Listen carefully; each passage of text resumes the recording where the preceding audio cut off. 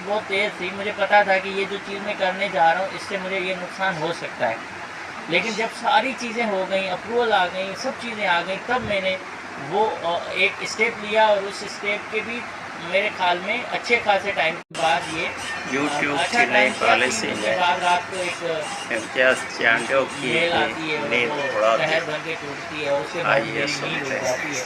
मैं सारी रात सोचता रहता हूँ कि करूँ तो करूँ क्या? बहुत रिसर्च करने के बाद पता चला कि ये चैनल तो रहेंगे शायद, डिलीट भी हो सकते हैं, लेकिन इन पे कभी भी मैं कुछ कर नहीं सकूँगा, क्योंकि एक कंटेंट क्रिएटर के लिए एक चीज़ अहम होती है कि वो एक वीडियो बनाता है, मेहनत करता है और उसको उससे पैसे मिलते हैं।